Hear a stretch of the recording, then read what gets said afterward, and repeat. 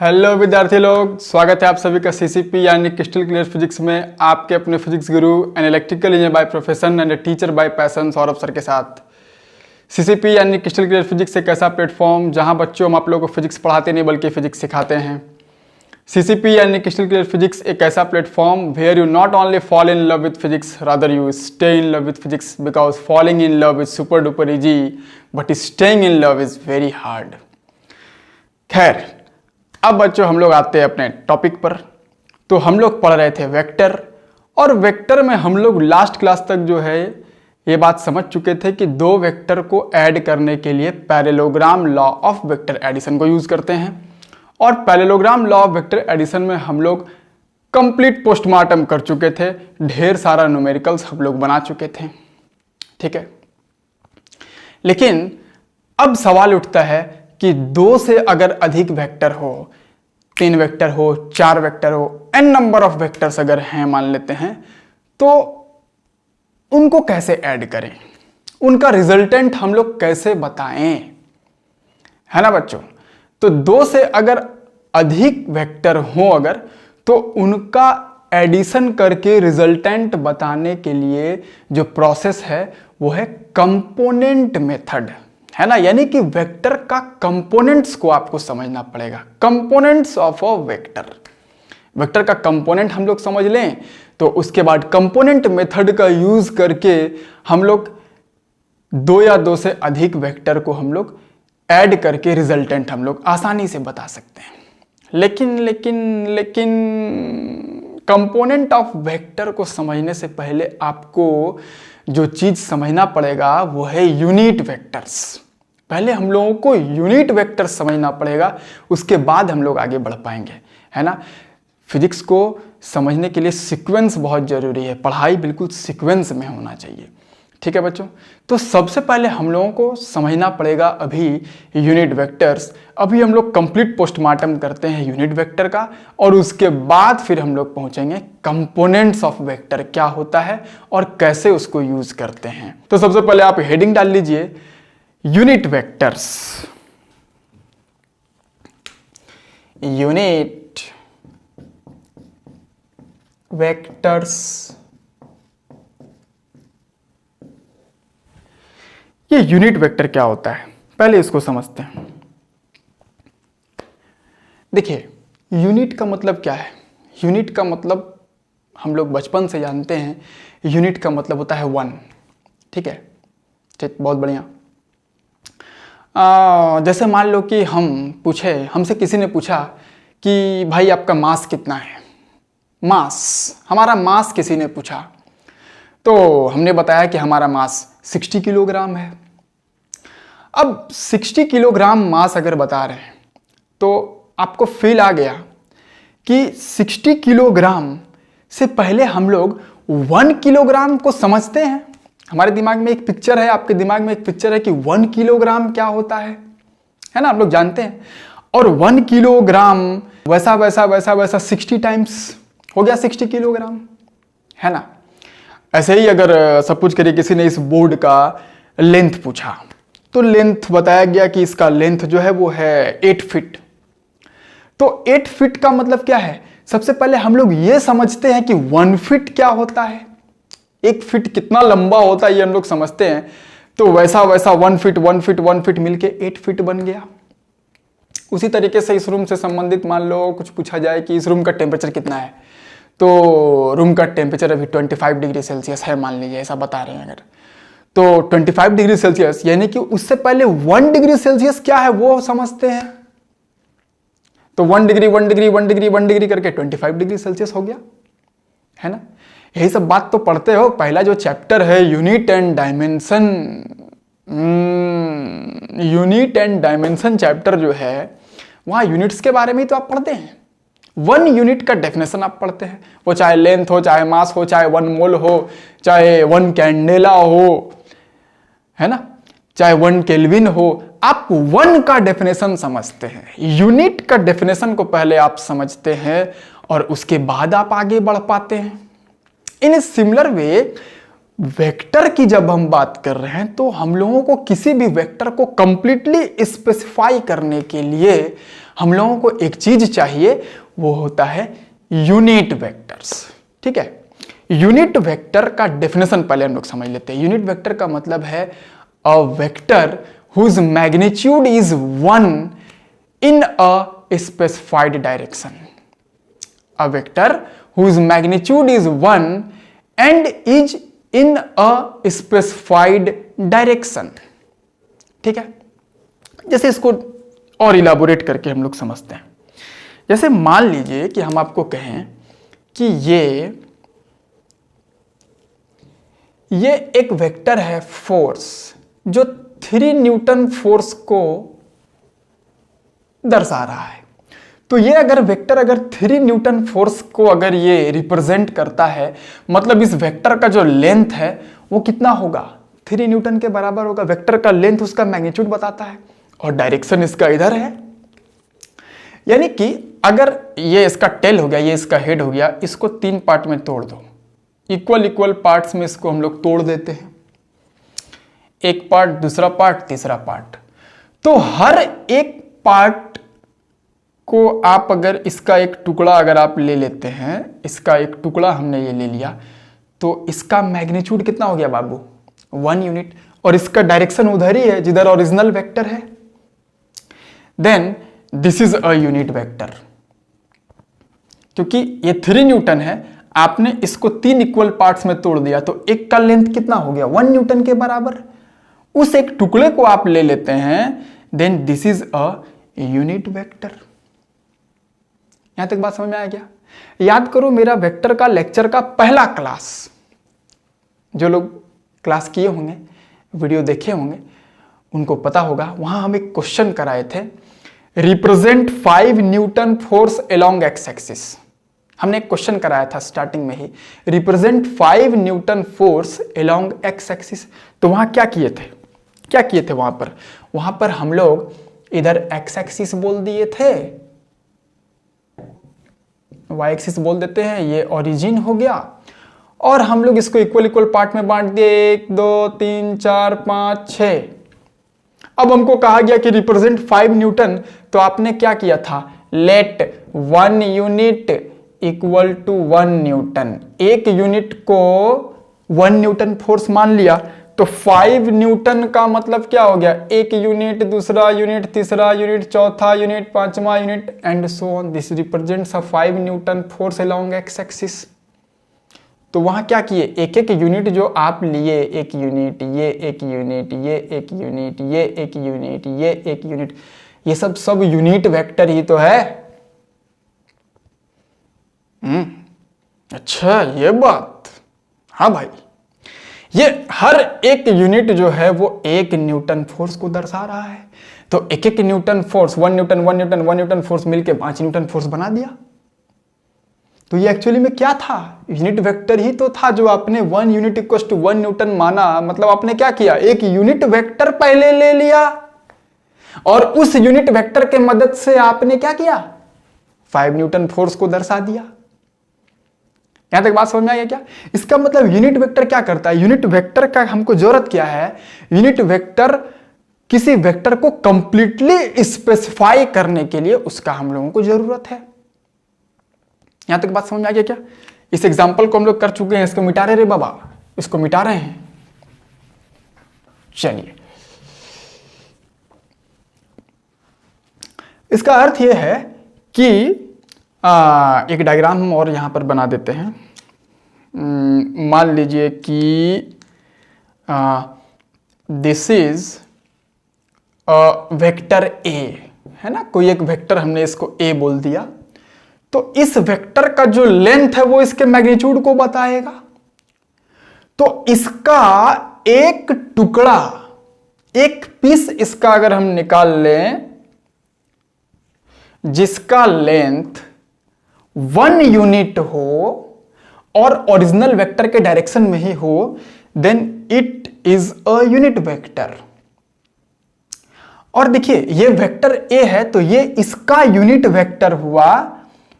तो इसको लिखेंगे ए के ऊपर कैप, इसको पढ़ते हैं ए कैप। कहीं भी कैप आ जाए मतलब समझ लेना कि यूनिट वेक्टर को बताया जा रहा है। A cap represents the unit vector of this vector and the magnitude of a cap is 1, यानी कि magnitude of a cap is 1। यहां तक कोई डाउट नहीं है। अब एक चीज और समझिए, ये वेक्टर ए है, इसका लेंथ हमको इसका मैग्नीट्यूड बताता है। इससे हमको इसका यूनिट वेक्टर चाहिए जिसका मैग्नीट्यूड 1 है, मतलब इसका लेंथ 1 है। तो कैसे होगा ये चीज, कैसे होगा? इस वेक्टर ए को डिवाइड कर दो इसके लेंथ से, माने इसके मैग्नीट्यूड से। वेक्टर ए को अगर इसके मैग्नीट्यूड से डिवाइड कर दें तो जो रिजल्टेंट जो चीज आया उसका मैग्नीट्यूड कितना हो जाएगा? 1 हो जाएगा। So vector divided by its magnitude, this is a cap. ओ साला, ये तो फॉर्मूला जैसा चीज हो गया। हाँ बाबू, किताब पढ़ोगे, कोई बुक पढ़ोगे तो लिख देगा फॉर्मूला, ऐसा बक्से में घेर दिया जाएगा, लगेगा कि कितना इंपॉर्टेंट बात उसने बता दिया। अरे बहुत नॉर्मल सा बात है। कई टीचर आपको मिलेंगे जो बोलेंगे ये फॉर्मूला होता है यूनिट वेक्टर का। अरे भैया, फॉर्मूला के पीछे काहे भागते हो? फॉर्मूला के पीछे क्यों भागते हो? कॉन्सेप्ट को क्रिस्टल क्लियर कर लीजिए, फॉर्मूला ऑटोमेटिक समझ में आ जाएगा, फॉर्मूला इंप्लीमेंट करना आ जाएगा, फॉर्मूला तुमको कैसे यूज करना है वो ऑटोमेटिक समझ में आ जाएगा, और न्यूमेरिकल भी बढ़िया से सॉल्व करने लगोगे। और खाली फॉर्मूला के पीछे भागोगे तो कंसेप्ट गायब हो जाएगा, क्वेश्चन भी नहीं बना पाओगे, लगा भी नहीं पाओगे कहां पर कैसे उसको यूज करना है, फील नहीं कर पाओगे फिजिक्स। फिर समझ में आया मामला क्या? So a cap is a unit vector. इस वेक्टर का यूनिट वेक्टर ए कैप है, जो कैसे मिला? उस वेक्टर को उसके मैग्नीट्यूड से डिवाइड कर दिए, और मैग्नीट्यूड से डिवाइड कर देंगे तो जाहिर सी बात है कि जो ये वेक्टर जो बचेगा आया उसका मैग्नीट्यूड 1 होगा, और डायरेक्शन उधर ही रह जाएगा, और उसी को यूनिट वेक्टर बोलते हैं रे भाई। यहां तक समझ में आया मामला क्या? हाँ सर, यहां तक तो बात समझ में आ रहा है सर। हाँ सर। अच्छा, एक चीज और बताते हैं तुमको, और अच्छा तुमको हम फील दिलाते हैं। देखिए, पहला लेक्चर आप हमारा याद करिए, फिर से वेक्टर का फर्स्ट लेक्चर में चले जाओ। वहां हम तुमको एक चीज बताए थे कि meaning of multiplication of A vector by a scalar. कोई वेक्टर है, मान लीजिए रफ वर्क कर रहे हैं, यहां हम एक रफ वर्क कर रहे हैं बाबू लोग, ध्यान देना। कोई वेक्टर है, मान लो P, मान लो कोई वेक्टर है P, तो Kp का मतलब क्या होगा? K क्या है? एक स्केलर क्वांटिटी है, माने कोई कांस्टेंट है। Kp भी एक वेक्टर होगा, लेकिन ये Kp वेक्टर का मैग्नीट्यूड ओरिजिनल वेक्टर का K टाइम्स हो जाता है। यानी कि मान लो अगर यहां 2p होता, समझ गया होगा बात? अगर 2p होता तो 2p इज अनदर वेक्टर जिसका मैग्नीट्यूड ओरिजिनल का 2 टाइम्स होगा। अगर यहां 3p होता तो जो नया वेक्टर बनेगा वो ओरिजिनल वेक्टर के मैग्नीट्यूड का 3 टाइम्स होगा, मतलब उसका लेंथ 3 टाइम्स हो जाएगा। यहां तक बात समझ में आ रहा है? अगर मान लो K की जगह पे 1/3 होता तो जो वेक्टर होता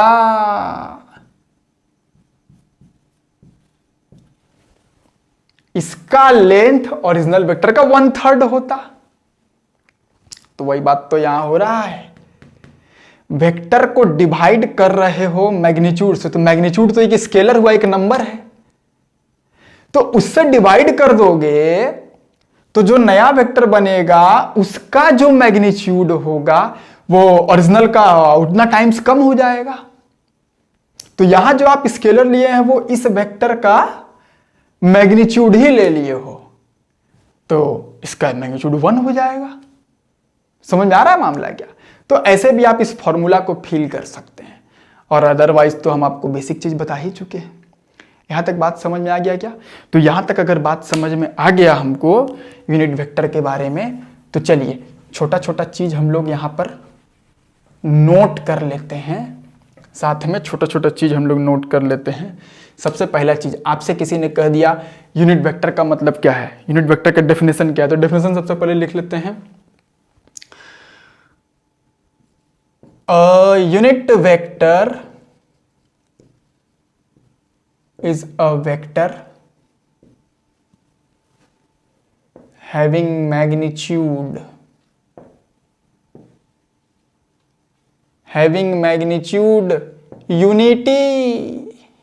unity मतलब यूनिटी एंड डाइवर्सिटी मतलब यूनिटी का मतलब one, having magnitude unity in a specific direction,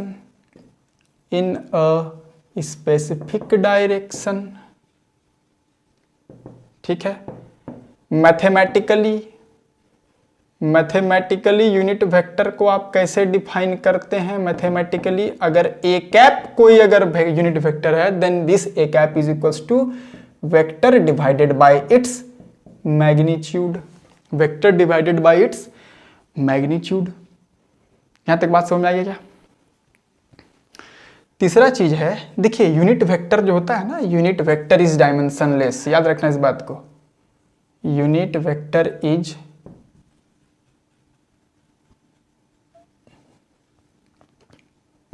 dimensionless, A cap जो है वो डायमेंशनलेस होगा, ठीक है। इसका काम सिर्फ है ओरिजिनल वेक्टर को डिफाइन करना,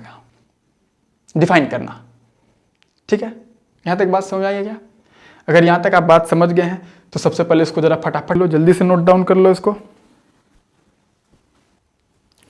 चलिए बच्चों, यहां तक नोट हो गया, इसको मिटाएं। अब देखो बच्चों, आई कैप, जे कैप और के कैप, ये तीन यूनिट वेक्टर हैं। आई कैप क्या है? Unit vector along X axis, ठीक है। जे कैप क्या है? Unit vector along Y axis. और के कैप क्या है?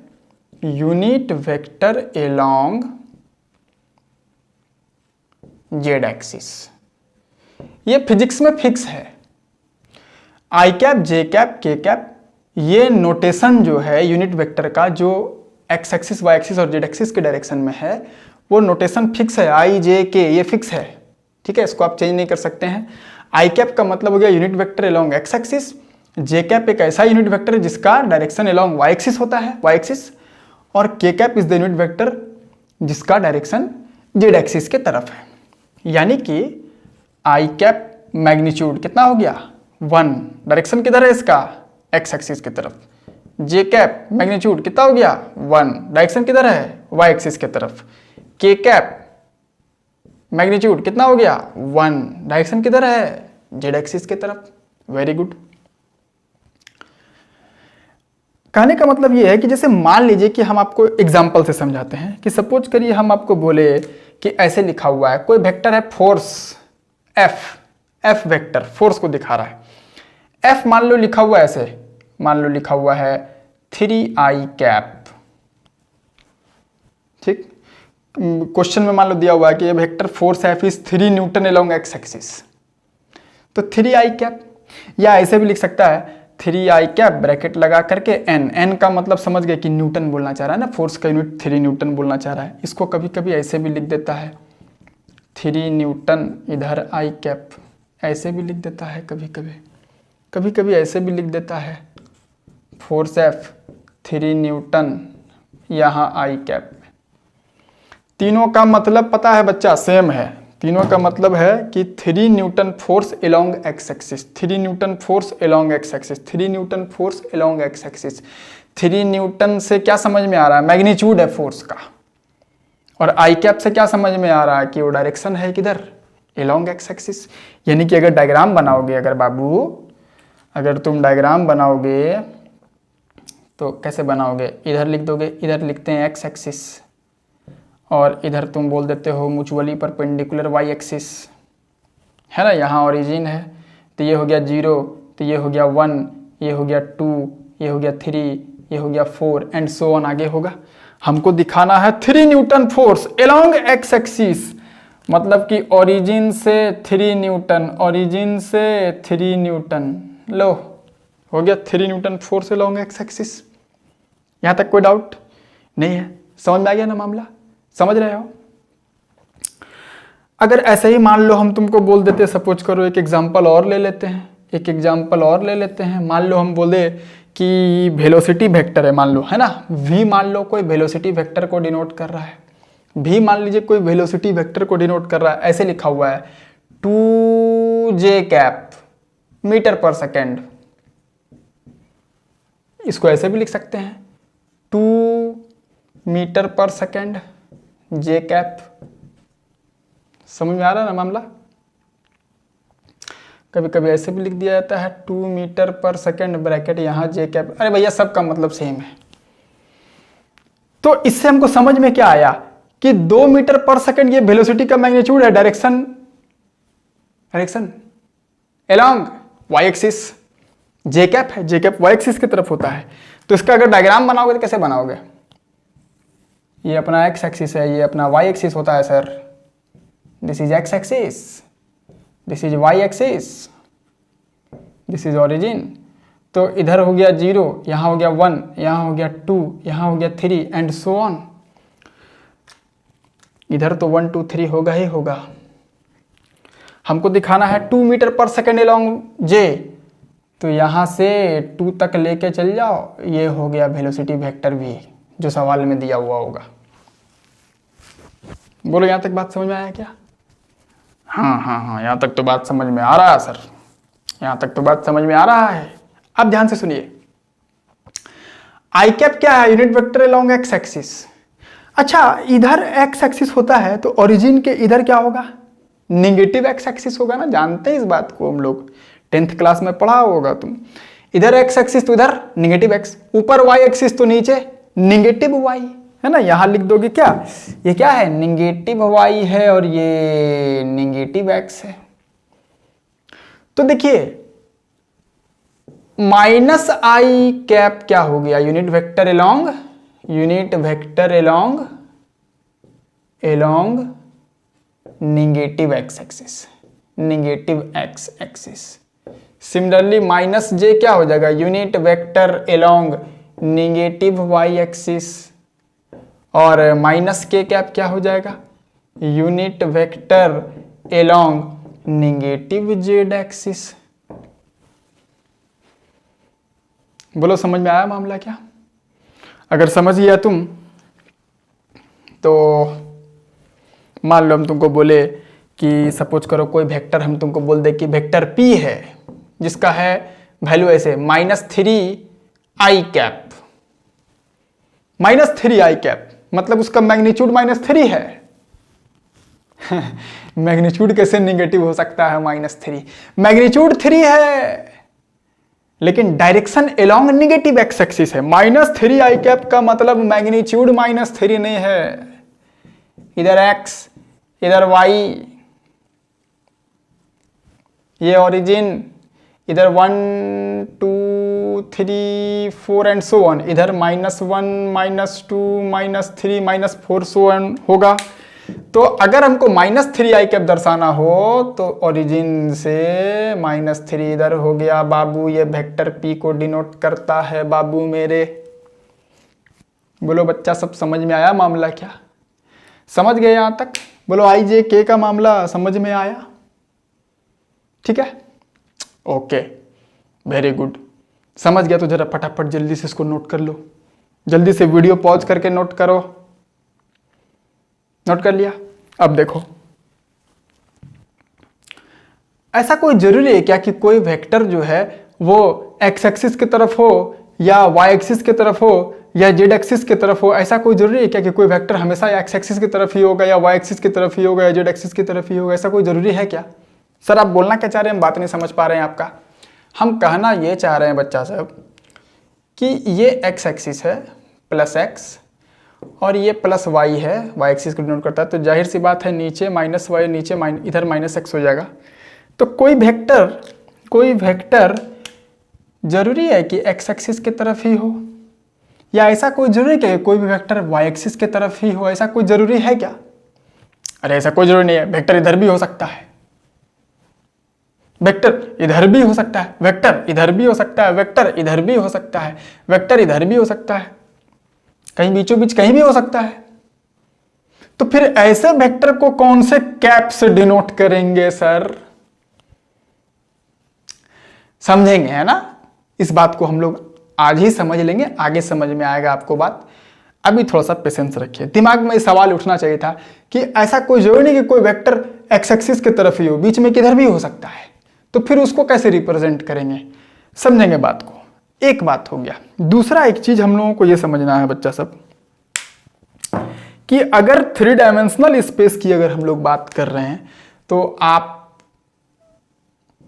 3D को कैसे बनाएंगे इस बोर्ड पर? एक एक्सिस इधर लिया, एक एक्सिस इधर लिया, रुक जाओ, दूसरा एक्सिस तुम इधर लिया और तीसरा एक्सिस तुम इधर लिया, म्यूचुअली परपेंडिकुलर है। समझ में आ रहा होगा हम क्या बोलना चाह रहे हैं। जैसे ये जो कमरा है, ये जो रूम है, एक इधर एक्सिस है, एक इधर एक्सिस है और एक ऊपर एक्सिस है, तो वैसे ही हम एक्सिस इधर बनाने का प्रयास किए। एक एक्सिस इधर हुआ, एक एक्सिस इधर हुआ और एक एक्सिस ऊपर हुआ। ठीक, बहुत बढ़िया। यानी कि ये ओरिजिन है, दिस इज ओरिजिन। अब बच्चा सब सवाल ये है कि इसमें किसको x बोलेंगे, किसको y बोलेंगे, किसको z बोलेंगे? हाँ, कुछ बच्चा लोग का आंसर आ रहा है कि सर किसी को भी x बोल दीजिए, किसी को भी y बोल दीजिए, किसी को भी z बोल दीजिए।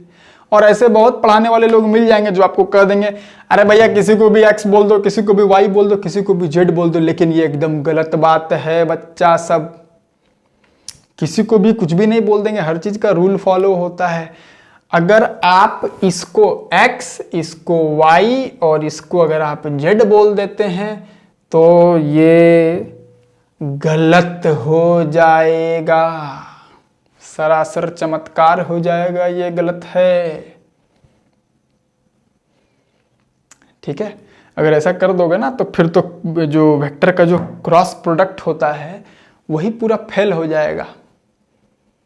समझ में आया मामला क्या? किसी को भी x, किसी को भी y, किसी को भी z नहीं बोल देंगे, उसका एक रूल है। सर क्या रूल है सर? बताएंगे आगे, जैसे जैसे लेक्चर आगे बढ़ेगा वैसे वैसे आ जाएगा चीज, टाइम पर हम आपको बताएंगे। ठीक है, अब देखिए, तो हेडिंग डाल लो कंपोनेंट्स ऑफ वेक्टर। हेडिंग डाल लीजिए components of vector.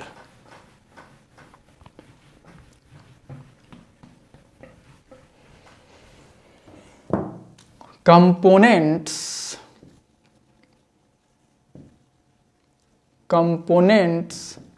Of vector, या इसको वेक्टर रिजोल्यूशन भी बोलते हैं, इसको वेक्टर रिजोल्यूशन भी बोलते हैं। अब इसका मतलब क्या है? देखो, समझते हैं बात को, बहुत पेशेंसली समझो जरा, थोड़ा देर और अच्छे से कंसंट्रेट करो इधर। मान लीजिए कि हम आपको बोले हैं कि this is vector A and this is vector B, दोनों के बीच का एंगल थीटा। अब ए और बी का रिजल्टेंट सर पढ़ चुके हैं हम लोग सर, कुछ नहीं करना रहता है, पैरेललोग्राम बनाना रहता है और इसको इससे मिला दीजिए सर, यही रिजल्टेंट आर हो गया जो vector a plus vector b है। This is resultant R. इसका मैग्नीट्यूड वगैरह सब निकालने हम लोग सब कुछ सीख चुके हैं, जानते हैं इस बात को। यानी कि ये रिजल्टेंट है, तो ये रिजल्टेंट का ए और बी क्या है? कंपोनेंट है। ए और बी क्या है? इस रिजल्टेंट का कंपोनेंट जिस दोनों से ये बना है। ठीक, यानी कि तुम क्या कहोगे? तुम इसको मिटा दोगे, इस दोनों को मिटा दोगे, बोलोगे अब ये दोनों नहीं रहा, इस दोनों के बदले अब ये है ना, ये रिजल्टेंट हुआ। लेकिन अब हम तुमसे कहें कि इस रिजल्टेंट का कंपोनेंट बताओ, किस दोनों से ये बना था? उल्टा, ए और बी पता था तो आप आर बता दिए। अब उल्टा चल, आर दिया हुआ है, ए और बी बताओ जो दोनों कंपोनेंट था। इस कंपोनेंट को फाइंड आउट करना ही वेक्टर रिजोल्यूशन कहलाता है। और ए और बी जो शुरू में बनाए थे वही इस आर का कंपोनेंट्स कहलाता है। कंपोनेंट जिससे आर बना है। ठीक, तो देखो अब यहां एक बहुत बड़ा लफड़ा, बहुत बड़ा लोचा है भाई। क्या लोचा है सर? देखिए, सपोज करिए कि आपको ये वेक्टर आर दिए हुए हैं, दिया हुआ है, ये सिर्फ दिया हुआ है, और आपसे कहा गया कि इसके कंपोनेंट्स को बताओ। कंपोनेंट फाइंड आउट करना ही वेक्टर रिजोल्यूशन कहलाता है। अच्छा, कंपोनेंट पूछा गया हमसे, कंपोनेंट पूछा गया, चलो। तो एक विद्यार्थी क्या किया, उसने कंपोनेंट बोला कि सर इसका एक कंपोनेंट ये है और एक कंपोनेंट सर ये है। एक विद्यार्थी ये आंसर कर दिया, उसने इसको ए और इसको बी बोल दिया। ठीक, अब सुनो ध्यान से, एक दूसरा विद्यार्थी बोला कि नहीं नहीं सर, मेरा आंसर तो ये है, मेरे लिए ये और ये ए बी। जरा ध्यान से देखो डायग्राम को, जो ब्लैक वाले से जो दो कंपोनेंट बनाया उससे भी पैरेललोग्राम उस रिजल्टेंट के लिए बन गया, और दूसरा विद्यार्थी जो बनाया ए और बी उससे भी पैरेललोग्राम बन रहा और रिजल्टेंट डायगोनल वही है। एक तीसरा विद्यार्थी क्या करेगा, वो इधर ए ले लिया, इधर ए ले लिया और उसने बी इधर ले लिया। अब देखिए इधर भी तो पैरेललोग्राम बन गया, रिजल्टेंट वही है। इसका अर्थ क्या हुआ ना कि अगर रिजल्टेंट पता है, कोई वेक्टर अगर पता है, तो उसका इनफाइनाइट नंबर ऑफ कंपोनेंट के पेयर बन सकते हैं।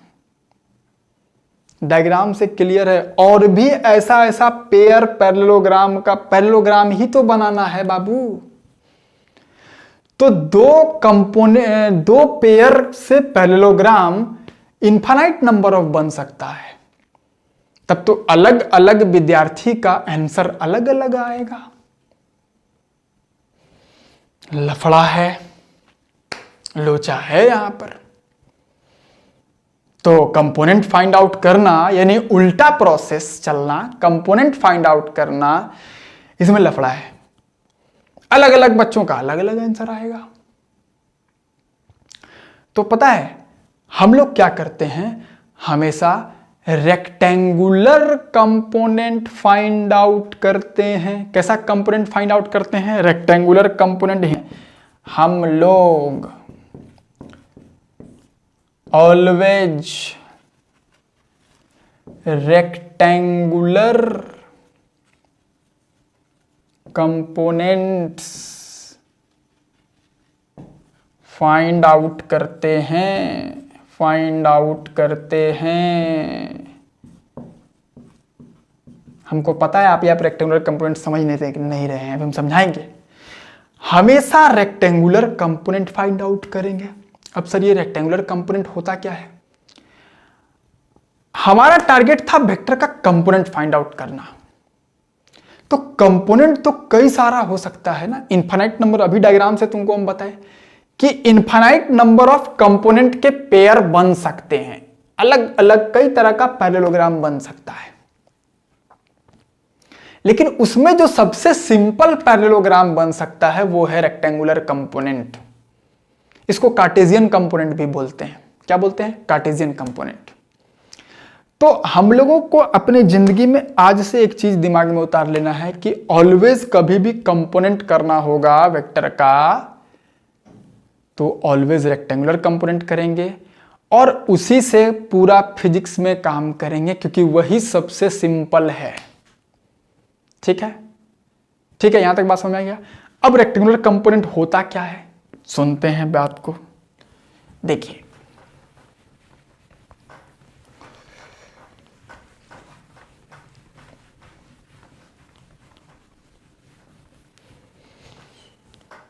मान लो कि ये कोई वेक्टर R आपको दिया हुआ है और हमने कहा कि इस वेक्टर का component rectangular component find out करो। और रेक्टेंगुलर कंपोनेंट तो दो कंपोनेंट होंगे ना, रेक्टेंगुलर कंपोनेंट फाइंड आउट करो। उस दोनों में से एक कंपोनेंट इस लाइन के अलोंग होना चाहिए और जिस लाइन के अलोंग होना चाहिए वो एंगल हमने आपको बता दिया अल्फा। ठीक है? तो आप क्या करेंगे, इसके लिए आपको दो कंपोनेंट लेना है। एक कंपोनेंट इस लाइन के अलोंग होना चाहिए, ऐसा सवाल में पहले ही बोल दिया गया। एक कंपोनेंट इधर हो और दूसरा कंपोनेंट इसके वाले के पहले वाले के परपेंडिकुलर होना चाहिए। तो परपेंडिकुलर इधर होना चाहिए। अब देखो, इस दोनों से आप पैरेललोग्राम बनाएंगे तो जो पैरेललोग्राम बनेगा ना बाबू, वो एक्चुअली में रेक्टेंगल है, क्योंकि ये 90 डिग्री है।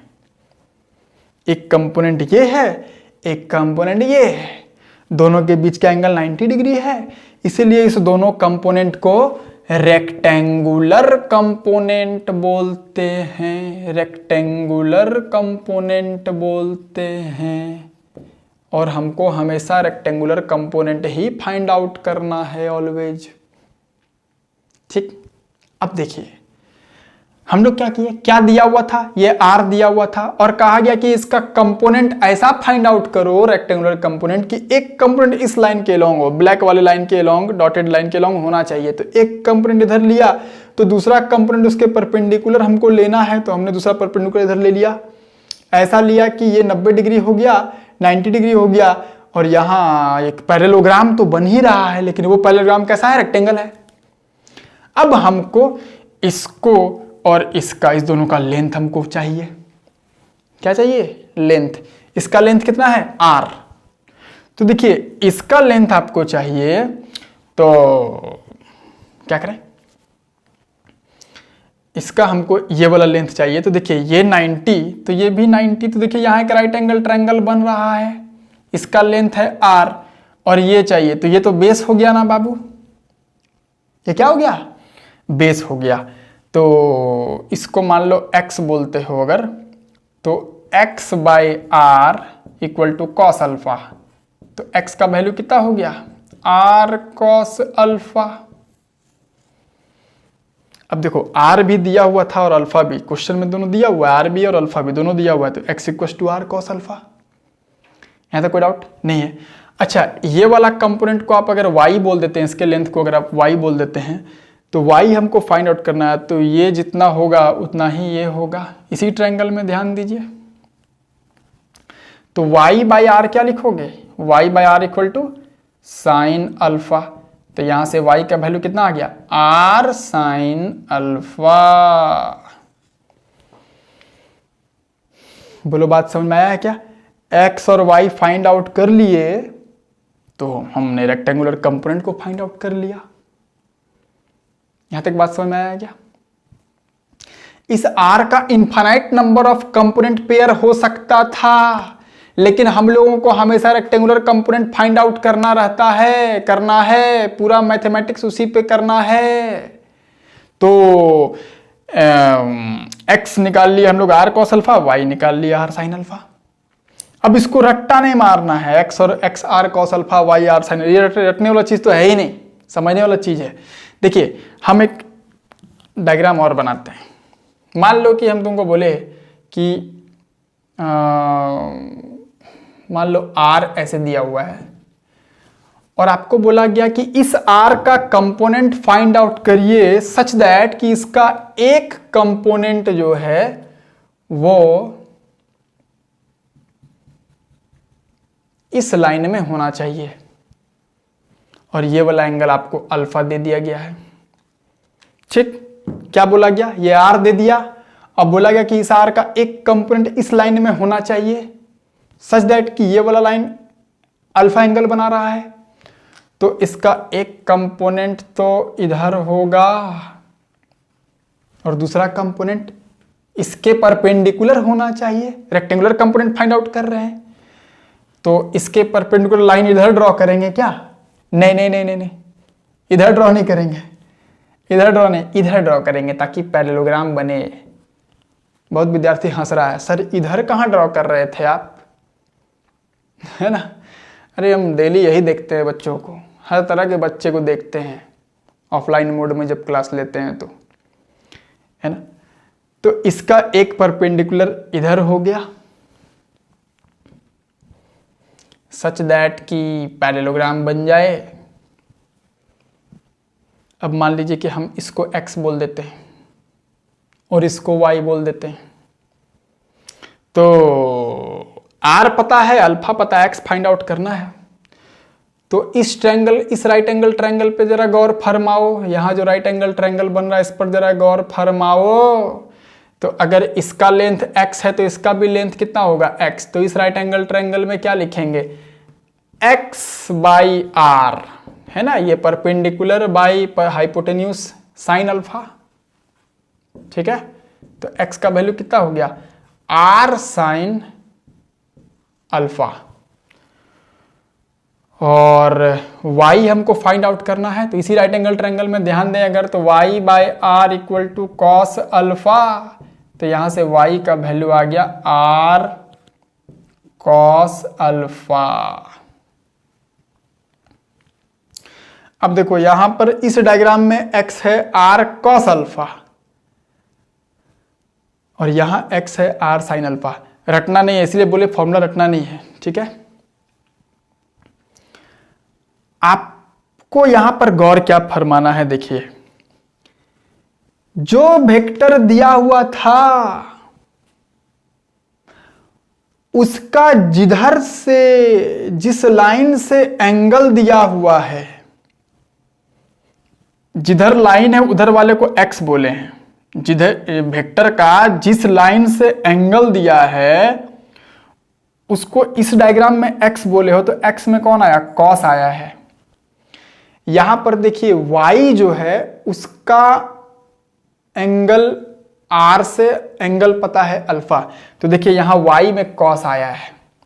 यानी कि जिधर जिस कंपोनेंट में एंगल पता है उस कंपोनेंट में cos आएगा और दूसरे वाले में ऑटोमेटिक साइन आएगा। तो इसका मतलब यह हुआ कि जिधर एंगल पता है उस कंपोनेंट में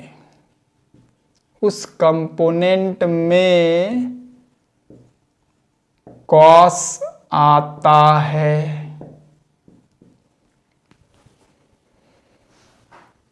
ये बात कोई बहुत बड़ा बात हम नहीं बोल दिए हैं, बहुत नॉर्मल सा बात बोले हैं, लेकिन सवाल को फटाफट सॉल्व करने में आपको वो टेक्निक काम आएगा। अदरवाइज डायग्राम से हर चीज क्लियर है, लेकिन जिधर एंगल दिया रहे उधर वाले में कॉस कंपोनेंट आ जाएगा। जैसे इधर x निकाल रहे हो तो x वाले में अल्फा पता है तो x बराबर में r cos अल्फा हो जाएगा। उधर वाले को y बोले थे तुम, तो y तरफ एंगल पता है तो उधर cos आ जाएगा, जिधर एंगल दिया हुआ उधर cos आ जाएगा। सवाल बनाने में आपका स्पीड बढ़ेगा और कोई बात नहीं है। समझ में आया मामला ना? अब अगर समझ में आ गया तो इसको फटाफट नोट कर लो, तो फिर हम लोग कुछ क्वेश्चन बनाएंगे। नोट कर लो। तो अब हम लोग जरा फटाफट क्वेश्चंस को सॉल्व करते हैं बच्चा सब, ठीक है? कुछ क्वेश्चन हम लोग जरा प्रैक्टिस करते हैं ताकि ये चीज़ तुम्हारे दिमाग में बिल्कुल सेट हो जाए, जो भी हम लोग पढ़े हैं कि क्या बताया गया। देखिए फटाफट हम लोग क्वेश्चन कुछ सॉल्व करते हैं। मान लो हम तुमको बोले कि ये वेक्टर है जिसका मैग्नीट्यूड है 15 यूनिट है इसका मैग्नीट्यूड, और आपसे कहा गया कि इसको रिजॉल्व करो ऐसा कि इसका इस लाइन के साथ ये 37 डिग्री बना रहा है। एक कंपोनेंट इस लाइन के अलोंग होना चाहिए, दूसरा कंपोनेंट इस लाइन के परपेंडिकुलर होना चाहिए। इसको कंपोनेंट करने आपको बोला गया है। तो देखिए पहला सवाल हम आप लोगों के लिए बना दे रहे हैं। इस 15 यूनिट जो ये वेक्टर है, इस वेक्टर का ये वेक्टर, कुछ भी वेक्टर ए बोल दो इसको, वेक्टर ए है जिसका मैग्नीट्यूड 15 यूनिट दिया हुआ है, और आपसे बोला गया कि इस 15 का कंपोनेंट करना है हमको। एक कंपोनेंट इस लाइन की तरफ होना चाहिए जो एंगल 37 डिग्री दिया हुआ है। तो एक कंपोनेंट इधर ले ले तो दूसरा कंपोनेंट इधर होगा, एक कंपोनेंट इधर, दूसरा कंपोनेंट इधर, है ना, ताकि जो है यहाँ पर एक रेक्टेंगल बन सके। इसी को रेक्टेंगुलर कंपोनेंट बोलते हैं। ये 90 डिग्री हो जाएगा। तो ये वाला इसका कंपोनेंट कितना लिखोगे? ये है 15 इंटू इसका इधर एंगल पता है ना 37 डिग्री, तो इधर क्या आ जाएगा? कॉस आ जाएगा। कॉस 37 है ना, जिधर एंगल दिया रहता है उधर कॉस आता है। तो ये हो गया 15 इंटू कॉस 37 का वैल्यू बोलो 4/5, ये हो गया 12। और इधर क्या लिखेंगे? 15 साइन 37, 15 साइन 37, 3/5 होता है 9, यानी ये हो गया 12 यूनिट्स और ये हो गया 9 यूनिट। बोलो बात समझ आया बाबू? यहाँ तक क्लियर है मामला? इधर एंगल पता था, जिधर एंगल पता होता है उधर 30, उधर कॉस आता है, और जिधर एंगल नहीं पता है उधर साइन आता है। ठीक, अगर समझ गया तो एक दूसरा सवाल बनाओ। मान लीजिए कि हम आपको कहें कि ये एक वेक्टर है, ऐसे दिया हुआ है, और इसका मैग्नीट्यूड हम तुमको दे दिया 10 यूनिट। ठीक है, इसका रेक्टेंगुलर कंपोनेंट फाइंड आउट करना है सच दैट कि इसका एक कंपोनेंट इस लाइन के अलोंग होना चाहिए। One component should lie along this line and this angle is 53 degree. Then find the components, then find the rectangular components, then find the rectangular components. Try करो video pause करके। अब देखो, एक component इधर होना चाहिए और दूसरा कंपोनेंट इसके परपेंडिकुलर इधर होना चाहिए, ताकि यहां पर रेक्टेंगल बन सके, रेक्टेंगल बन सके। तो इस कंपोनेंट का वैल्यू कितना लिखेंगे? जिधर एंगल पता है उधर कॉस आता है, तो यहां लिखेंगे 10 cos 53, 10 cos 53 3/5 होता है, वैल्यू याद होना चाहिए 6, और इधर आ जाएगा 10 sin 53, दूसरी तरफ साइन आ जाएगा, sin 53 4/5 8। लो आंसर। बोलो बाबू समझ में आया मामला? क्या कंपोनेंट समझ में आ रहा है? और एक क्वेश्चन बनाओ। मान लीजिए कि हम आपको बोले कि एक वेक्टर है सच दैट कि इसका ये 25 है, मान लो वैल्यू। ठीक है, मैग्नीट्यूड 25 है, and find the rectangular component such that कि एक कंपोनेंट इधर लाई करना चाहिए। ये वाला एंगल आपको दे दिया गया 30 डिग्री। एक कंपोनेंट इस लाइन के अलोंग होना चाहिए। वीडियो पॉज करके ट्राई करो। अब देखो, इसका एक कंपोनेंट इधर होना चाहिए तो दूसरा कंपोनेंट इधर होना चाहिए सच दैट कि रेक्टेंगल बन सके। तो ये कितना हो जाएगा 25। जिधर एंगल पता होता है उधर कॉस आता है, तो 25 cos 30। cos 30 का वैल्यू बोलो √3/2, तो 25 √3/2। और इधर वाला कितना हो जाएगा 25 sin 30। sin 30 का वैल्यू 1/2 होता है, 25/2। लो आंसर। बोलो समझ में आया मामला? सब क्वेश्चन प्रैक्टिस कराने के लिए करा रहे हैं और कोई बात नहीं है। एक क्वेश्चन और कर लो दुनिया वालों, एक क्वेश्चन और कर लो। ये एक वेक्टर है जिसका मैग्नीट्यूड दिया हुआ है। कुछ भी बोल दो, जो बोलोगे बोलो। बोलो सुनाई पड़ रहा है हमको, बोलो 12 ले लीजिए सर। वेक्टर है, इसका मैग्नीट्यूड 12 यूनिट दिया हुआ है। कहा गया इस वेक्टर का रेक्टेंगुलर कंपोनेंट फाइंड आउट करिए इन सच ए वे कि इसका एक कंपोनेंट जो है वो इस लाइन पर फॉल करना चाहिए। रुक जाओ। इसका एक कंपोनेंट जो है वो इधर कहीं ले लो। ये वाला एंगल 60 डिग्री दे दिए हम तुमको, 60 डिग्री। एक कंपोनेंट इधर होना चाहिए। ट्राई करो। अब देखो सर, एक कंपोनेंट इधर होना चाहिए तो एक कंपोनेंट इसके परपेंडिकुलर होना चाहिए सर सच दैट कि यहाँ रेक्टेंगल बन सके। ये लगता है बड़ा हो गया। रुक जाओ, ये बड़ा हो गया, थोड़ा छोटा कर दो इसको, है ना। तो ये 12 है, तो इधर जिधर एंगल दिया हुआ है उधर कॉस आता है, तो आ जाएगा 12 cos 60। इधर हो जाएगा 12 sin 60।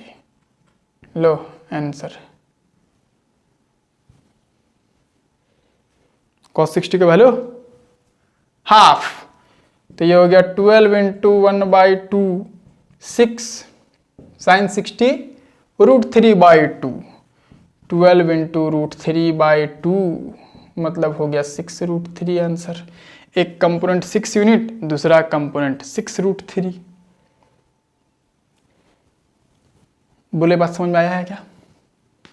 4 क्वेश्चन कराए हम तुमको। क्या समझाना चाह रहे थे कि फॉर्मूला प्रैक्टिस हो जाए, मतलब कि दिमाग में तुमको फटाफट सेट हो जाए चीज कि जिधर एंगल दिया हुआ है उधर कॉस लिख देना है, जिधर एंगल नहीं है उधर ऑटोमेटिक साइन आ जाएगा। वैल्यू निकाल लीजिए, दोनों का कंपोनेंट हो गया। ठीक, यहां तक बात समझ में आ गया ना? समझ गया। अब आगे देखो, देखिए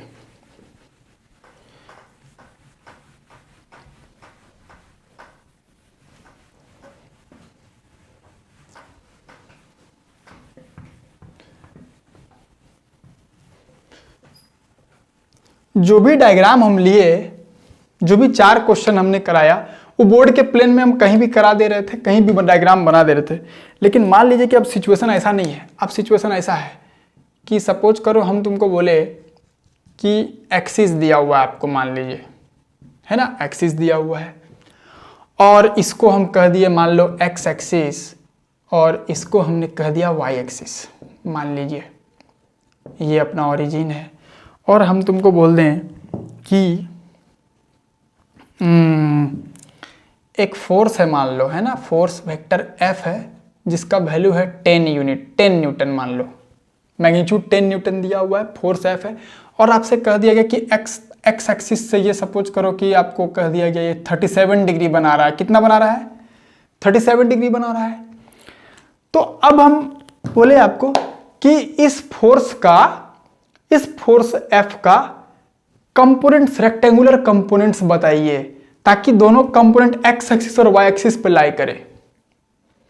तो देखिए, आपसे एक्स एक्सिस और वाई एक्सिस पर इस एफ का कंपोनेंट पूछा गया, और एक्स एक्सिस और वाई एक्सिस के बीच का एंगल कितना होता है 90 डिग्री। इसका मतलब आपसे रेक्टेंगुलर कंपोनेंट्स पूछा जा रहा है। इसका मतलब हमसे इस फोर्स का, इसका मतलब रेक्टेंगुलर कंपोनेंट पूछा जा रहा है बाबू। तो ठीक है सर, हमसे रेक्टेंगुलर कंपोनेंट पूछा गया तो हम इसका रेक्टेंगुलर कंपोनेंट बता देंगे। एक कंपोनेंट इधर होगा, दूसरा कंपोनेंट इधर होगा, है ना, ताकि क्या बन जाए, रेक्टेंगल एक बन जाए। ठीक है, इसको कहोगे एक्स कंपोनेंट। क्या बोलोगे, एक्स कंपोनेंट। और एक्स का, इस एफ का एक्स कंपोनेंट को ऐसे लिखते हैं एफ एक्स, एफ नीचे छोटा सा एक्स, है ना, मतलब हुआ कि एफ का एक्स कंपोनेंट, और इसको बोल देंगे एफ वाई।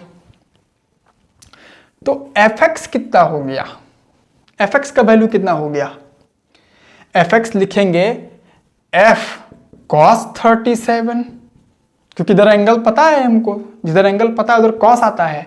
तो एफ का वैल्यू है कितना 10, और इंटू कॉस 37 क्या हो गया, कॉस 37 का वैल्यू बोलो, कॉस 37 हो गया 4/5, है ना।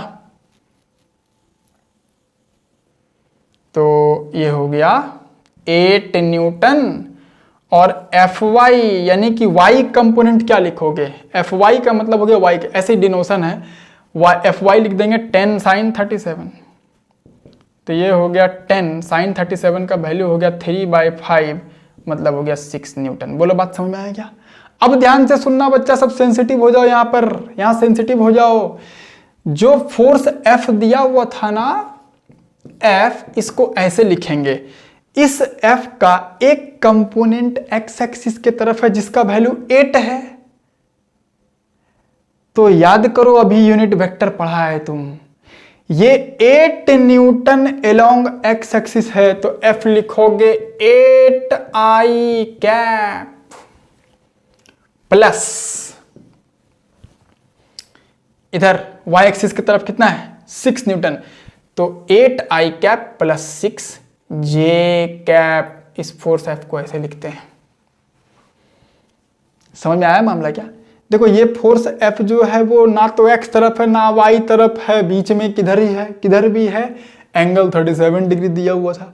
तो इस फोर्स एफ को वेक्टर फॉर्म में कैसे लिखते हैं, अभी थोड़ी देर पहले ये सवाल हम तुम लोगों से पूछे तो उसका आंसर यहाँ है कि इसका एक कंपोनेंट एफ एक्स कहलाएगा, जिसको एक्स कंपोनेंट बोलेंगे, दूसरा कंपोनेंट को एफ वाई बोल दिए, वाई का मतलब वाई कंपोनेंट है, और 8 न्यूटन अलोंग एक्स एक्सिस, तो 8I कैप अब प्लस 6J कैप। बोलो यहां तक बात समझ में आया क्या। अब ध्यान से देखिए, ओरिजिनल जो वेक्टर है अपना एफ, इसका मैग्नीट्यूड कितना था 10 न्यूटन था सवाल में। अब ध्यान से देखो, इसका लेंथ अगर लिखना हो हमको, इसका लेंथ, तो यहां पर ये राइट एंगल ट्रायंगल बन रहा है, तो ये लेंथ हाइपोटेन्यूज है। ये क्या लिखेंगे पाइथागोरस थ्योरम से, दिस का स्क्वायर प्लस दिस का स्क्वायर अंडर रूट। तो इसका वैल्यू 8 है, इसका वैल्यू 6 है, तो f का मैग्नीट्यूड क्या लिखाएगा under root 8 square plus 6 square. इसको सॉल्व करोगे देखो 10 आ गया, आना है। यानी कि देखो कोई भी वेक्टर अगर है, मान लीजिए कोई वेक्टर p है, मान लीजिए अगर वो ऐसे लिखा हुआ है ai cap plus bj cap, अगर ऐसे लिखा हुआ है, तो इस p का मैग्नीट्यूड अगर आपसे पूछा जाए तो क्या लिख देंगे, अंडर रूट i के सामने जो कोफिशिएंट है a का स्क्वायर प्लस b का स्क्वायर, जैसा कि यहां पर हुआ है। p का मैग्नीट्यूड लिख दोगे a square plus b square. यहां तक बात समझ में आ गया ना। ध्यान से देखो, ये वाला, ये जो क्वेश्चन हम लोग अभी लिए थे, f equals to 8I cap plus 6J cap, तुम ये लिख दिए। अगर आपको ये पता है ऐसे 10 एंगल 37 दिया हुआ था, तो उसको कंपोनेंट फॉर्म में तुम वैसे लिख दिए, ठीक। लेकिन ध्यान से देखिए, ये वाला एंगल जो 37 डिग्री था, आप इसको यहां से भी ला सकते हैं। ये है 8 और ये है 6, तो इस डायग्राम से tan 37 क्या लिखोगे, tan 37 क्या लिखोगे, F Y by F X, यानी कि 6/8 यानी कि 3/4, और 1037 3/4 होता है। हम लोग सब जानते हैं इस बात को, इस बात को जानते हो ना, 1037 3/4 होता है। देखिए वैल्यू वही आ गया। तो देखिए अगर आपको ऐसे पता है 8i cap plus 6j cap, तो हम समझ गए कि जो फोर्स है उसका एक कंपोनेंट 8 है, दूसरा कंपोनेंट 6 है, और एंगल कितना बना रहा है अगर एक्स एक्सिस की तरफ से बताना हो तो tan अल्फा लिखेंगे y का कोफिशिएंट बटा x का coefficient. tan alpha equal to 6/8। देखो वही 6/8 यहां पर लिखा हुआ है डायग्राम से। यहां तक बात समझ में आ रहा है ना मामला? अभी और बात समझ में आएगा।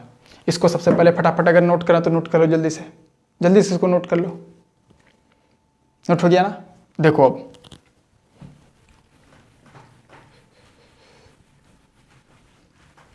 देखिए,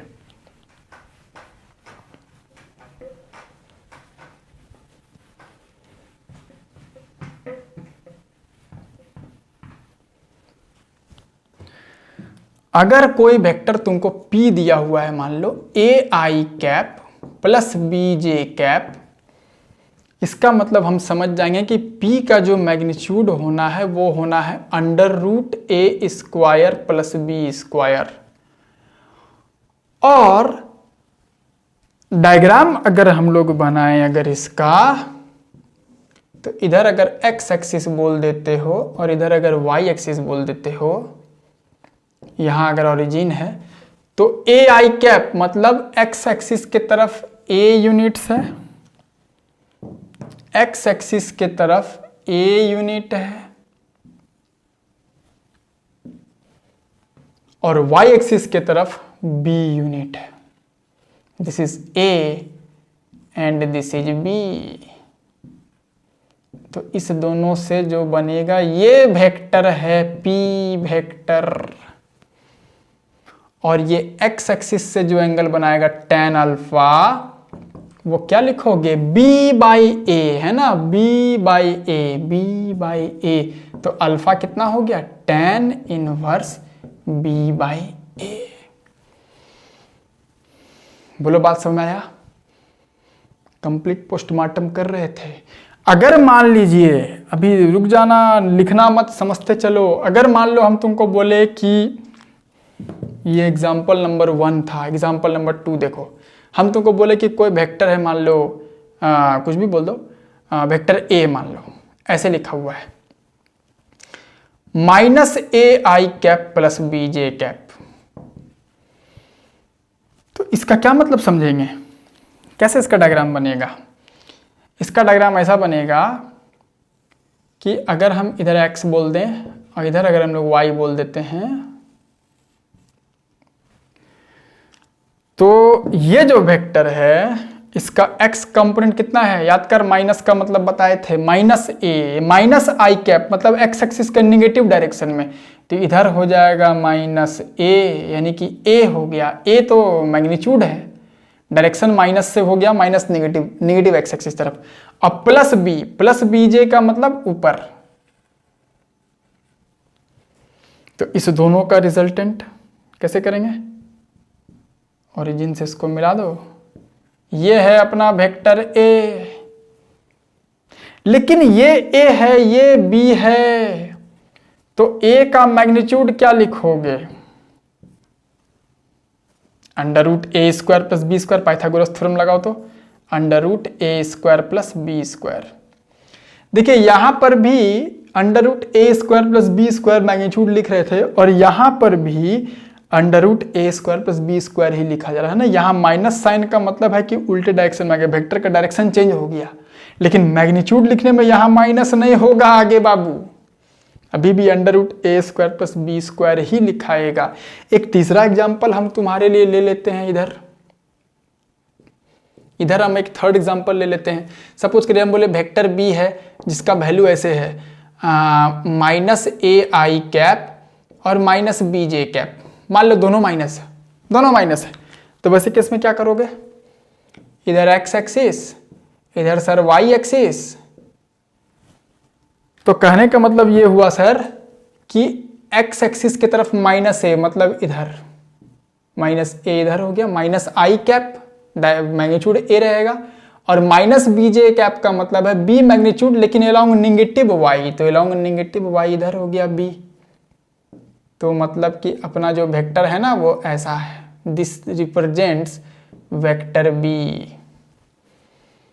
लेकिन इस वेक्टर बी का मैग्नीट्यूड क्या लिखोगे बाबू? पाइथागोरस थ्योरम लगाओगे वेक्टर ये लेंथ लिखने के लिए, तो अभी भी under root a square plus b square ही लिखाएगा। भैया मेरे समझ में आ रहा है क्या? अब तुम समझ गया होगा कि चौथा हम अगर एग्जाम्पल लें, फोर्थ वाला एग्जाम्पल, तो वेक्टर सी लिखेंगे और उसको क्या लिखेंगे, a i cap minus b j cap. इसका भी मैग्नीट्यूड जो है वो वही लिखाएगा under root a square plus b square. यहां तक कोई डाउट नहीं होना चाहिए। डायग्राम नहीं बनाए हैं, अपने से बना लेना। पहले बोलो बात समझ में आया है? बात समझ में आया? वेरी गुड, बात समझ में आ गया। बात समझ में आ गया तो इसको जरा फटाफट नोट डाउन कर लो, जरा फटाफट इसको नोट डाउन कर लीजिए।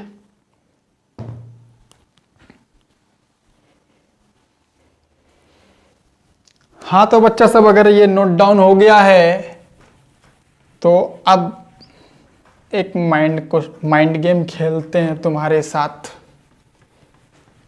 एक छोटा सा माइंड गेम तुम्हारे साथ खेलते हैं।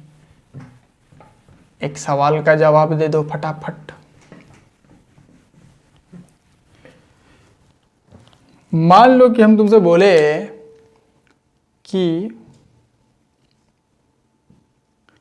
दिस इज एक्स एक्सिस है ना, ये प्लस एक्स है और ये प्लस वाई है, ये ओरिजिन है, और हमने आपसे कहा कि एक वेक्टर है, वेक्टर ए, जिसका मैग्नीट्यूड दिया हुआ है कुछ 5 यूनिट्स मान लो, और ये एलोंग एक्स एक्सिस है, और हमने आपसे पूछा find X and Y component. X और वाई कंपोनेंट जरा इस वेक्टर का बताओ, वेक्टर ए का। जरा सोचो। अब देखो सर, आप एक्स और वाई कंपोनेंट पूछे हैं हमसे, तो सर ये वेक्टर का वाई कंपोनेंट और एक्स कंपोनेंट हमको निकालना है, तो इसका जो ax लिखोगे, वेक्टर ए का x कंपोनेंट एक्स एक्सिस से कितना एंगल बना रहा है? 0 डिग्री। तो लिखोगे 5 cos 0, cos 0 का वैल्यू 1 होता है तो 5, और ay वो लिखोगे 5 sin 0, sin 0 का वैल्यू 0 होता है। यानी कि इस वेक्टर का एलोंग वाई एक्सिस कोई कंपोनेंट नहीं है, 0 है। यहां तक बात समझ आ गया ना? इस वेक्टर का एलोंग वाई एक्सिस कोई कंपोनेंट नहीं है। देखो पैरेललोग्राम भी नहीं बन पा रहा, रेक्टेंगल नहीं बन पा रहा, रेक्टेंगल का जो ब्रेथ है वो 0 है।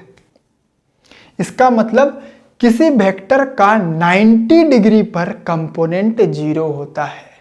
The component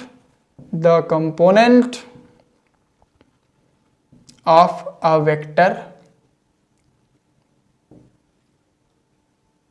along 90 degree is 0। इधर कोई कंपोनेंट नहीं होगा, सब कंपोनेंट उसके दूसरी तरफ होगा। यहां तक बात समझ में आ गया ना? ठीक है, ये बात समझ गया? ठीक। अब देखिए फिजिक्स में इस कंपोनेंट का यूज कैसे होगा आगे आने वाले चैप्टर में एक एग्जाम्पल से हम आपको बताते हैं। जैसे जब हम लोग वर्क, पावर और एनर्जी पढ़ेंगे,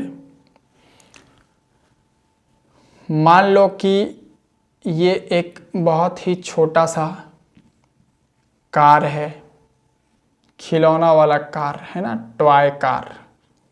जिसको एक बच्चा, है ना, हम लोग बचपन में खेले हैं ना ऐसा, कि एक छोटा सा गाड़ी है, उसमें एक धागा बांध लिया और धागा बांध करके बच्चा जो होता है वो रोड पर उसको ऐसे खींचता है ना, समझ रहे होगे बात को। तो ऐसे ही एक बच्चा जो इस छोटे से कार को, छोटा सा कार है, एक बच्चा इसको खींच रहा है, मान लो 15 न्यूटन के फोर्स से। ये स्ट्रिंग है, स्ट्रिंग 15 न्यूटन फोर्स से बच्चा उसको खींच रहा है, सच दैट कि ये स्ट्रिंग सपोज करो 37 डिग्री बना रहा है हॉरिजॉन्टल से। तो ये रोड है, find the components of force along the road and perpendicular to the road। Road के along और रोड के परपेंडिकुलर। तो क्या करोगे, एक कंपोनेंट लेंगे सर इधर जो कि along द रोड हो गया, और दूसरा कंपोनेंट होगा रोड के परपेंडिकुलर, यानी कि along द रोड वाले के परपेंडिकुलर, सच दैट कि यहां पर एक रेक्टेंगल बन जाए। तो इस 15 का इधर कंपोनेंट क्या लिखेंगे, 15 cos 37, cos 37 का वैल्यू 4/5 12 न्यूटन, और इधर कंपोनेंट कितना हो जाएगा 15 sin 37, 15 इंटू 3/5 9 न्यूटन। यानी कि पता है बच्चों, बच्चा इसको 15 न्यूटन से खींच रहा है, लेकिन कार चूंकि इधर रोड तरफ जा रही है, तो कार को एक्चुअली में कौन खींच रहा है, कितना न्यूटन, 12 न्यूटन, बाकी 9 न्यूटन ऊपर बर्बाद जा रहा है। यह बात समझ में आया क्या। वर्क एनर्जी पावर चैप्टर जब हम लोग पढ़ते हैं तो उस समय सब क्वेश्चन इस तरह का बनाएंगे, वहां पर बहुत ही आसान लगेगा ये सब बात आपको। अभी मान लो इसी सवाल में ऐसा करते, मान लो कि ये कार है और जो स्ट्रिंग है उस स्ट्रिंग को बच्चा बिल्कुल सीधा ऊपर रोड के परपेंडिकुलर 15 न्यूटन से ऊपर खींच रहा है।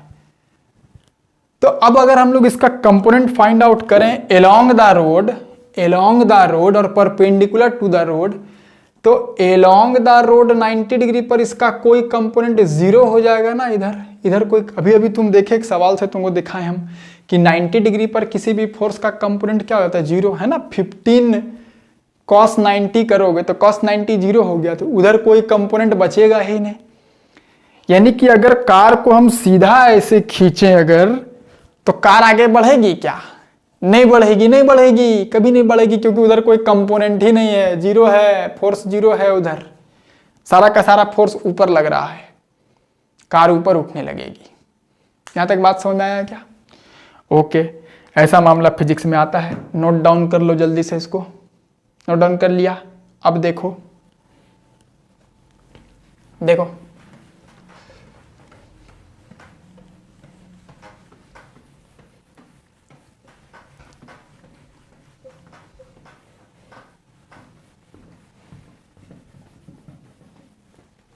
देखिए,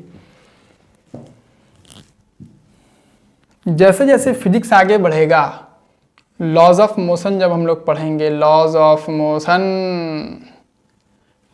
मोशन जब हम लोग पढ़ेंगे, तो देखिए ये वाला एंगल थीटा है, इसको बोलते हैं इंक्लाइंड प्लेन। क्या बोलते हैं, इंक्लाइंड प्लेन, इसको बोलते हैं हम लोग इंक्लाइंड प्लेन।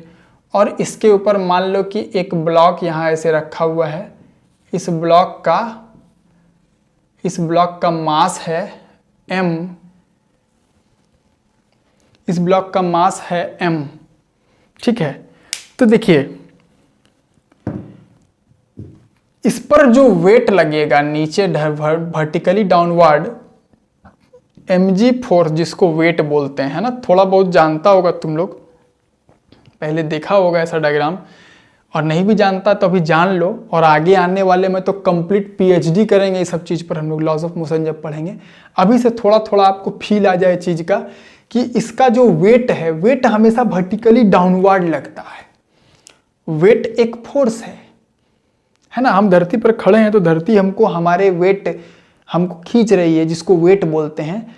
उसका वैल्यू होता है मास इंटू जी। हमारा मास अगर 60 किलोग्राम है तो 60 इंटू जी, जी होता है एक्सेलरेशन ड्यू टू ग्रेविटी। तो वेट वर्टिकली डाउनवर्ड लग रहा है। हमने आपसे कहा find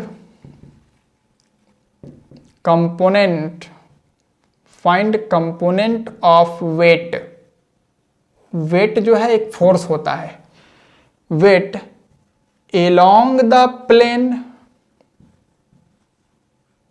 and perpendicular to the plane. कौन सा प्लेन? ये इंक्लाइंड प्लेन है जिसके ऊपर ये ब्लॉक रखा हुआ है, ठीक है।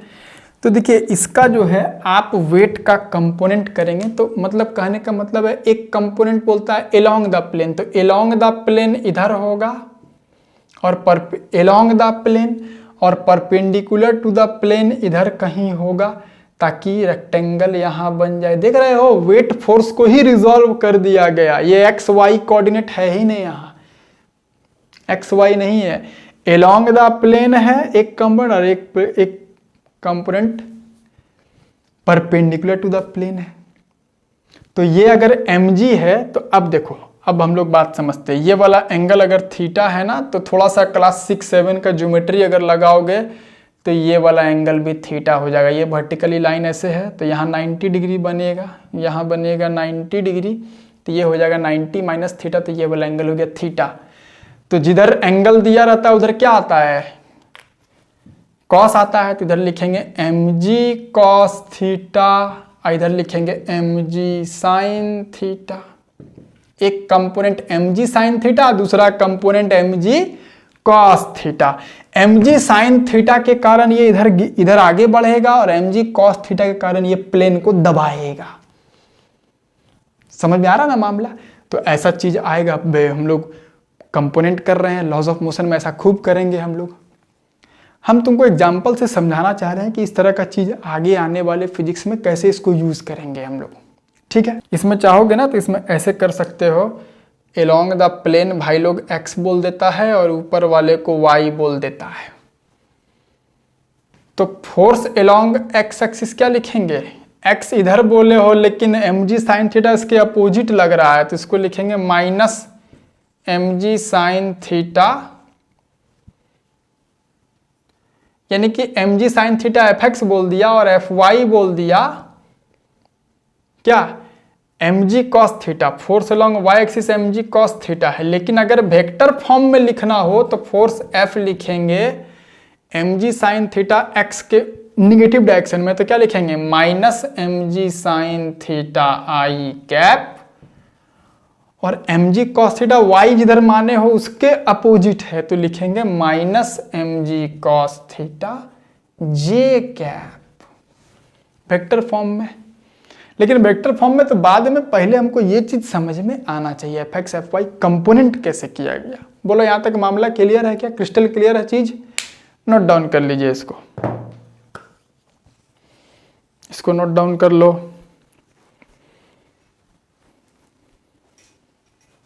अगर ये नोट डाउन हो गया है तो अब नेक्स्ट क्वेश्चन देखो।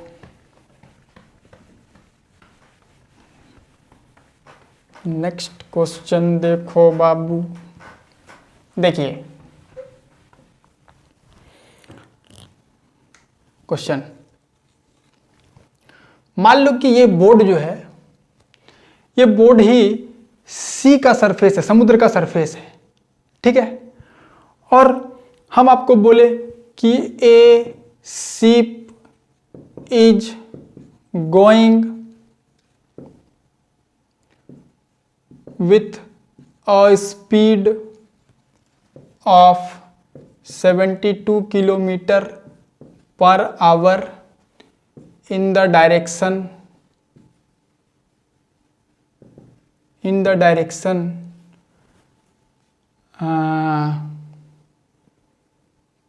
30 degree north of east। ठीक है, तो देखिए इसको डायग्राम हम लोग बनाते हैं। नॉर्थ ऑफ ईस्ट तो वेलोसिटी का कंपोनेंट हम लोग फाइंड आउट करते हैं, बस इतना ही समझते हैं चीज को, ज्यादा लंबा सवाल नहीं खींचते हैं। तो इस बोर्ड को ही अगर आप सरफेस मान लेते हैं सी का, तो आप सबसे पहले आपको दिशाओं का ज्ञान होना चाहिए, बात पहले भी हम बता चुके हैं। ऊपर नॉर्थ होता है, नीचे साउथ होता है, इधर ईस्ट होता है, इधर वेस्ट होता है, और शिप जा रहा है 72 किलोमीटर पर आवर से in the direction of 30 degree north of east. मतलब उसका वेलोसिटी वेक्टर कैसा है भाई, नॉर्थ और ईस्ट के बीच में कहीं पर ऐसे होगा, और 30 डिग्री नॉर्थ ऑफ ईस्ट मतलब ईस्ट से ये बना रहा है। 30 डिग्री है ना, ये बात पहले भी पढ़ा चुके हैं इस तरह का चीज। नॉर्थ ऑफ ईस्ट मतलब ईस्ट से 30 डिग्री पर इसका वेलोसिटी है, कितना है 72 किलोमीटर पर आवर। ये तो मैग्नीट्यूड है। तो अब इसको रिजॉल्व अगर करना हो तो देखो क्या करो, ईस्ट तरफ जो है इधर को ही तुम एक्स एक्सिस बोल दो, और ऊपर तुम इसको वाई एक्सिस बोल दो। तो इस 72 किलोमीटर पर आवर का कंपोनेंट करेंगे तो इसका एक कंपोनेंट होगा इधर और दूसरा कंपोनेंट होगा इधर, ताकि यहाँ पर एक रेक्टेंगल बन जाए। इसको बोल दो Vx, इसको बोल दो Vy। तो Vx का वैल्यू कितना हो जाएगा 72, जिधर एंगल है उधर कॉस आता है तो cos 30। cos 30 का वैल्यू हो गया √3/2, √3/2। 2 से ये कट गया तो ये हो गया 36√3। इतना किलोमीटर पर आवर किधर है ये, एलोंग एक्स एक्सिस, और एलोंग वाई एक्सिस कितना हो जाएगा 72 साइन 30। साइन 30 की वैल्यू 1/2, तो 1/2 से ये हो गया 36 किलोमीटर पर आवर। तो Vx Vy मिल गया, तो इसका वेलोसिटी वेक्टर जो है उसको अब लिखेंगे हम लोग 36√3i cap plus 36j cap kilometre per hour में। बोलो बात समझ में आया क्या? सवाल कुछ नहीं था, सवाल में सिर्फ इंफॉर्मेशन दिया हुआ था, हमको आपको कंपोनेंट लेने इसको सिखाना था। एलोंग एक्स एलोंग वाई कैसे लिया गया, ऐसा खूब सारा काम हम लोग मोशन इन प्लेन पढ़ेंगे तो वहां पर बहुत बार रिजॉल्व करने का जरूरत पड़ेगा। रिजॉल्व का मतलब कंपोनेंट फाइंड आउट करने का जरूरत पड़ेगा, ऐसा काम हम लोग करेंगे बहुत बार। बोलो यहां तक क्लियर है मामला?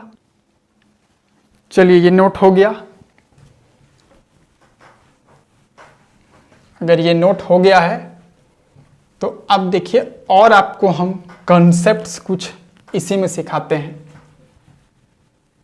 कुछ और कॉन्सेप्ट्स को हम लोग सीखते हैं। देखिए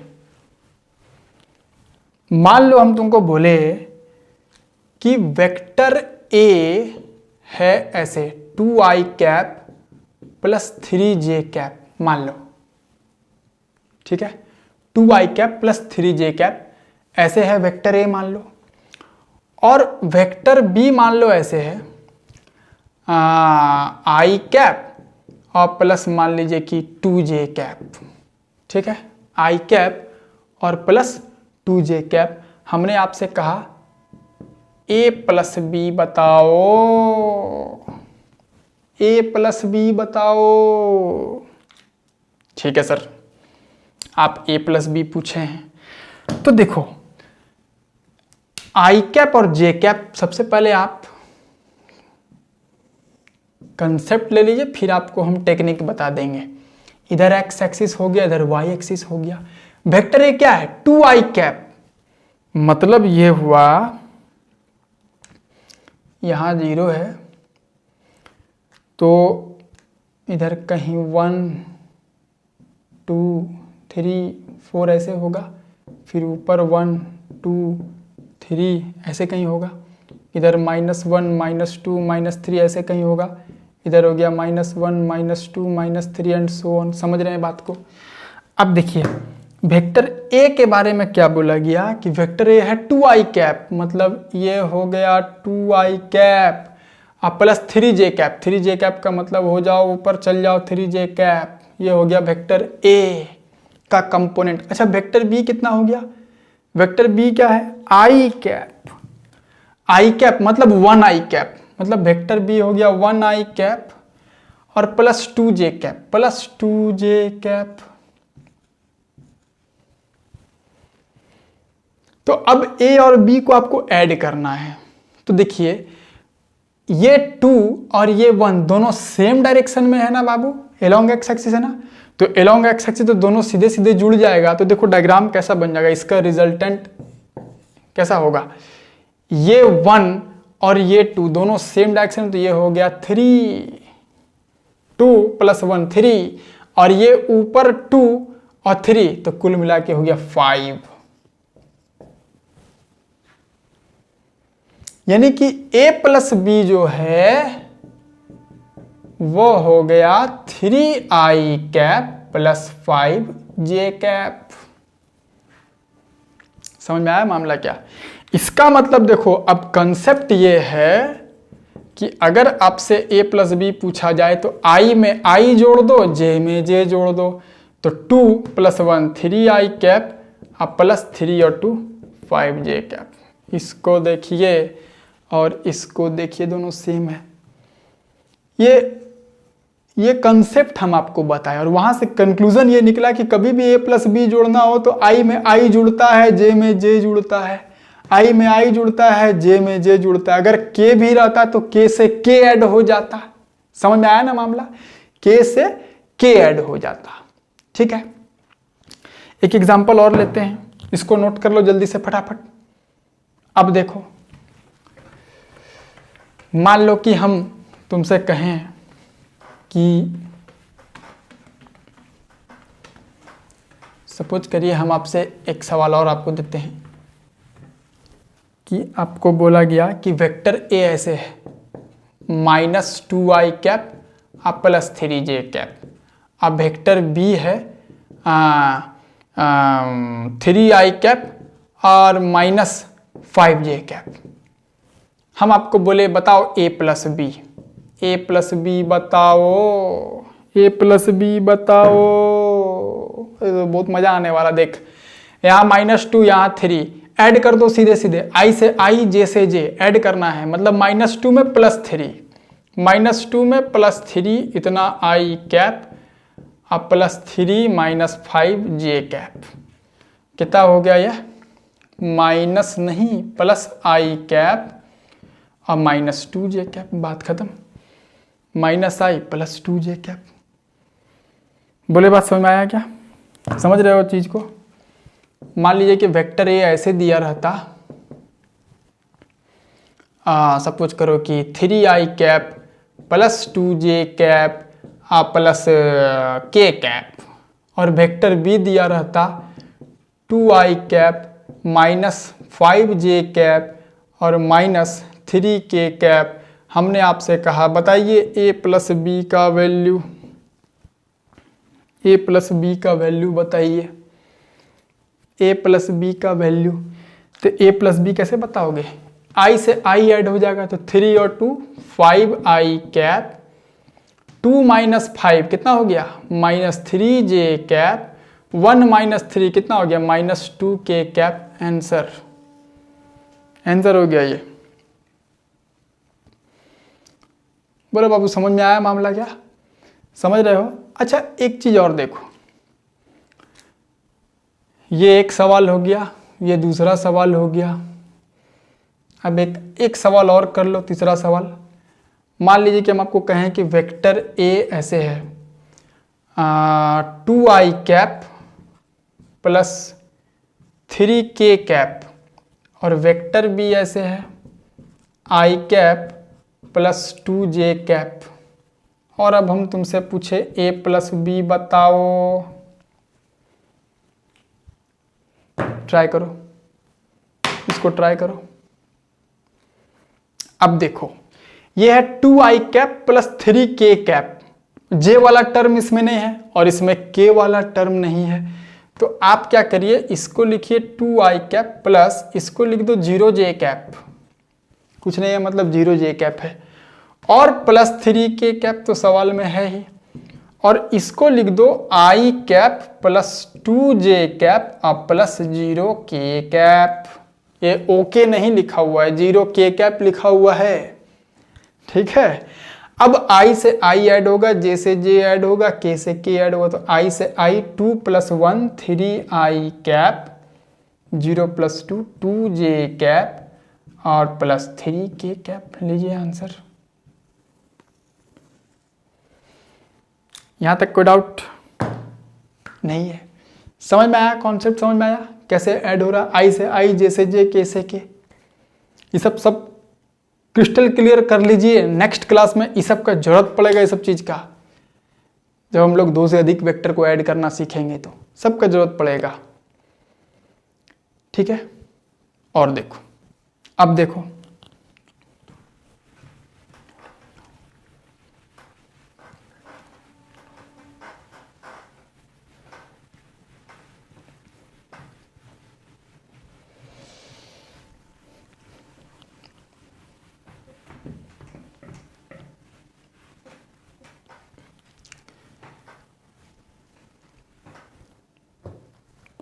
देखो बच्चा सब, अभी थोड़ी देर पहले हम आप लोगों से एक सवाल पूछे थे कि इधर एक्स एक्सिस है, सॉरी 3 डायमेंशन की अगर बात करें तो आपके पास 3 एक्सिस हैं, ये ओरिजिन है, किसको एक्स बोलोगे, किसको वाई बोलोगे, किसको जेड बोलोगे? तो देखो एक्स वाई जेड ऐसा बोलेंगे हम लोग कि हम लोगों को राइट हैंड थंब रूल को फॉलो करना है। राइट हैंड थंब रूल शायद पहले भी कभी सुना हो तुम लोग, अगर क्लास 10th में मैग्नेटिज्म वगैरह अगर थोड़ा बहुत पढ़े होगे तो वहां सुने होगे राइट हैंड थंब रूल या राइट हैंड ग्रिप रूल। अपने राइट हैंड को घुमाना है, ऐसा घुमाना है कि एक्स से वाई की तरफ हाथ घुमाए तो थंब जो है वो जेड के डायरेक्शन में होना चाहिए। Curl the fingers of right hand from X to Y such that the thumb points in the direction of Z. X से Y के तरफ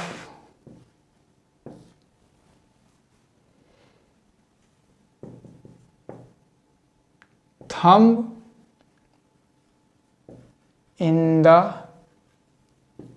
डायरेक्शन ऑफ जेड।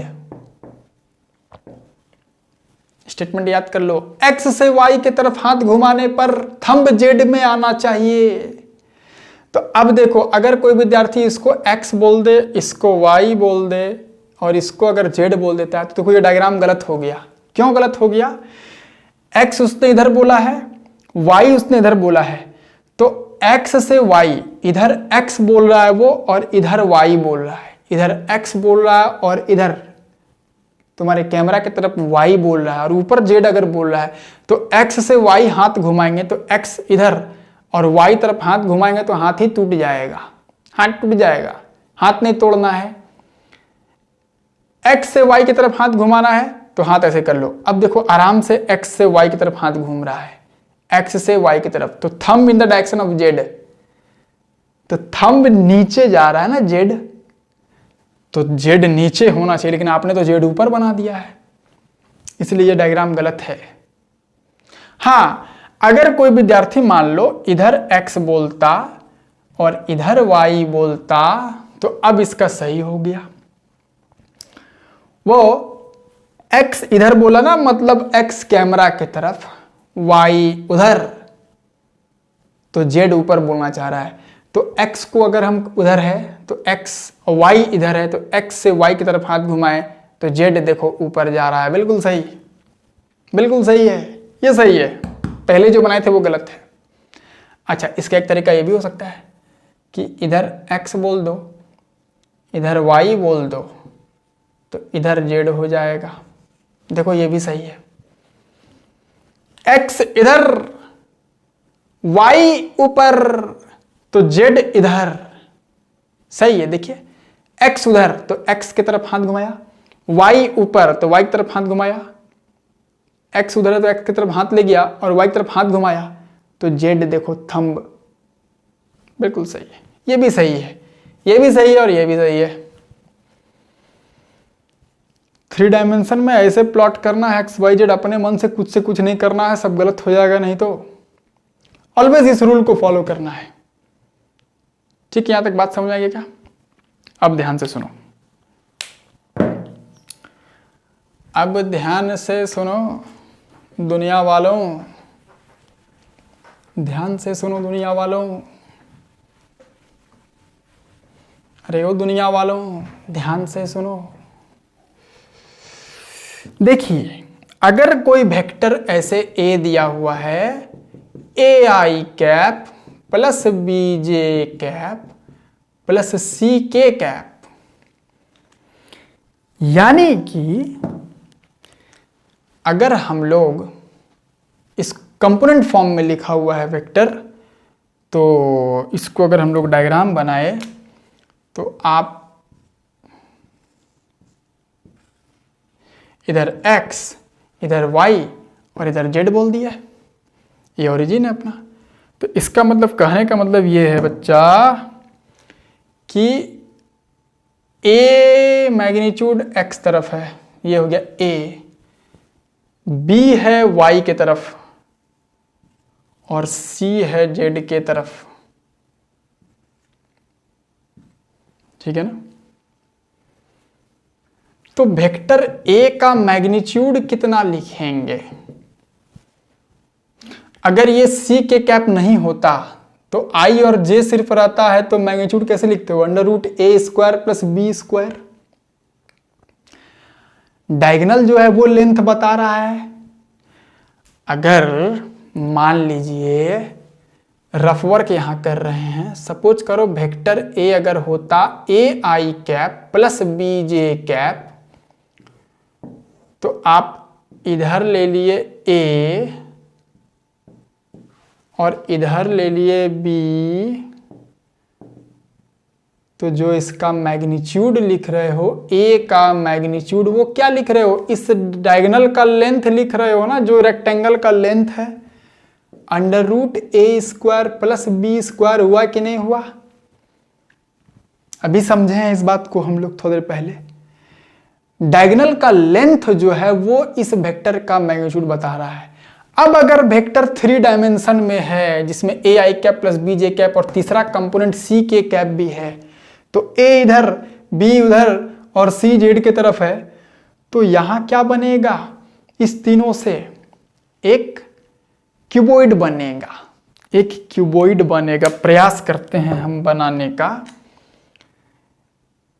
एक जो है ना विद्यार्थी सब, एक क्यूबॉइड यहां पर बनेगा बाबू।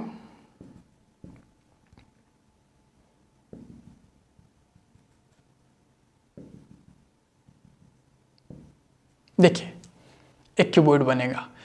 तो इस वेक्टर ए का मैग्नीट्यूड किससे मालूम चलेगा? इस क्यूबॉइड का जो डायगोनल होगा, इसका जो डायगोनल होगा, ओरिजिन से अपोजिट कॉर्नर वाला जो डायगोनल होगा, उसी से इसका लेंथ यानी कि मैग्नीट्यूड मालूम चलेगा।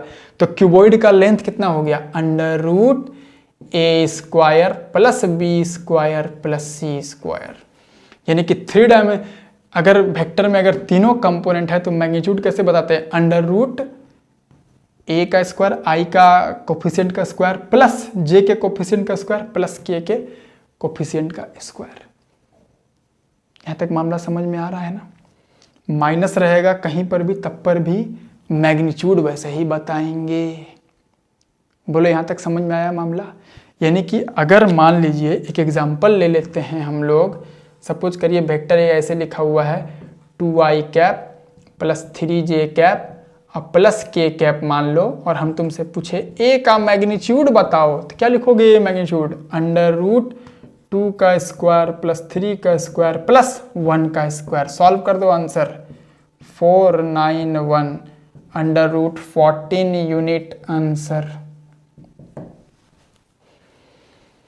बोलो, यहां तक बात समझ में आया है क्या? समझ में आया?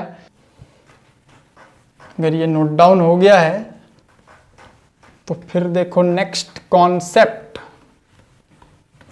नेक्स्ट कॉन्सेप्ट भी क्वेश्चन के थ्रू ही समझाएंगे तुम लोगों को हम। क्वेश्चन क्या है देखिए, क्वेश्चन है vector a equals to 2i cap plus 3j cap then find a cap.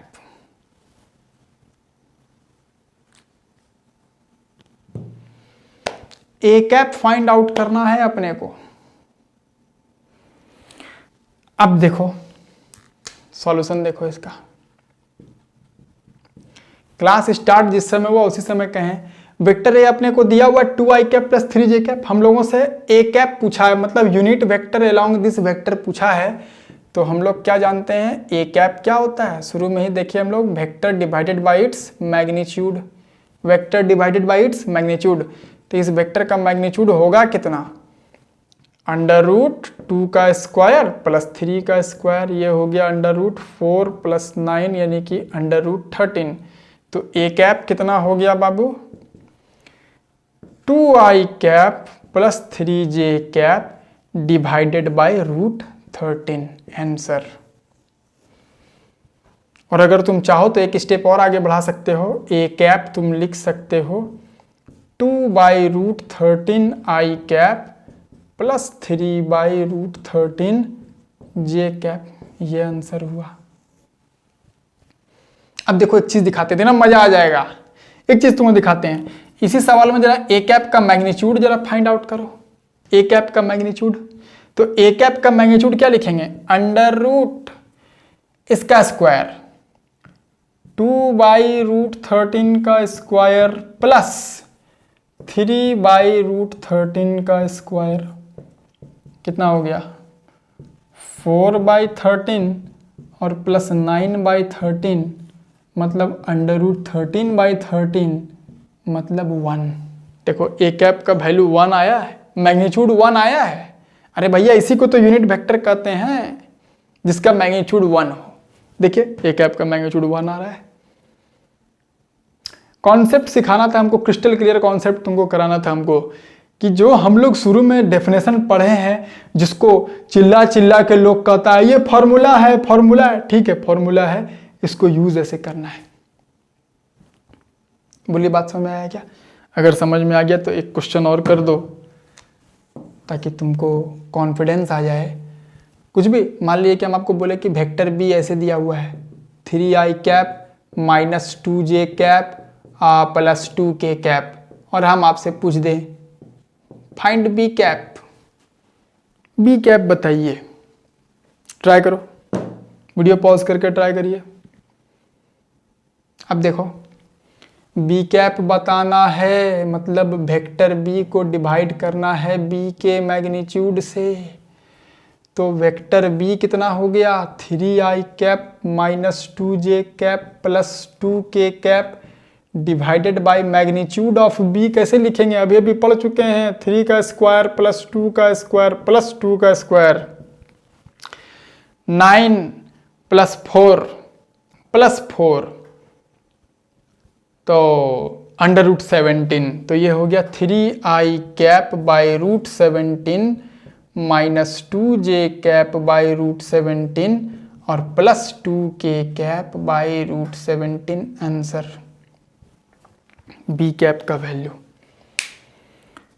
बोलो कॉन्सेप्ट क्लियर है, क्रिस्टल क्लियर कॉन्सेप्ट है, बिल्कुल समझ रहे हो क्या? समझ रहे तो इसको नोट कर लो। इसके बाद एक लास्ट क्वेश्चन करते हैं ताकि कॉन्सेप्ट एकदम क्लियर हो जाए। अब देखिए आपसे बोला गया कि a cap equal to 0.2i cap plus 0.3j cap और plus ck cap.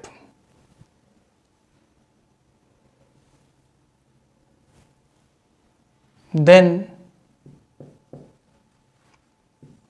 Find the value of C का वैल्यू आपसे पूछा जा रहा है। बहुत ही बढ़िया क्वेश्चन है, वीडियो पॉज करके देखो, अगर कुछ समझ में आता तो ट्राई करो इसको। अब देखो इसका सॉल्यूशन देखते हैं हम लोग। देखिए आपको एक वेक्टर दिया हुआ है इस फॉर्म में 0.2 i cap 0.3 j cap plus c k cap, बोलता है सी फाइंड आउट करिए। अरे भैया सी कैसे फाइंड आउट करें भाई, क्या करें? कुछ नहीं, देखिए ये जो वेक्टर गिवन है, ये वेक्टर के ऊपर कैप लगा हुआ, मतलब it is a unit vector. It is a unit vector, मतलब कि ए कैप का मैग्नीट्यूड 1 होना चाहिए। अब ए कैप का मैग्नीट्यूड लिखेंगे कैसे? अंडर रूट 0.2 का स्क्वायर प्लस 0.3 का square plus C square equal to 1। इस इक्वेशन को सॉल्व कर दो, यहाँ से सी का वैल्यू फाइंड आउट नहीं हो जाएगा? यहाँ से सी का वैल्यू फाइंड आउट कर लीजिए, squaring both the sides calculation कर लो, सी का वैल्यू आ जाएगा। बोलो बात समझ में आया है क्या? तो आज का क्लास हम लोग यहीं पर ओवर करते हैं। आज हम लोग यूनिट वेक्टर और कंपोनेंट्स ऑफ वेक्टर के बारे में हम लोग सीखे। अगले क्लास हम लोग सीखेंगे कि कैसे हम लोग 2 से अधिक वेक्टर अगर दिया रहे, मोर देन 2 वेक्टर्स दिया रहे, तो उसको कैसे हम लोग ऐड करके रिजल्टेंट का वैल्यू निकालते हैं। ठीक है बच्चों, तब तक फिजिक्स पढ़ते रहिए और फिजिक्स का मजा लेते रहिए। Thank you.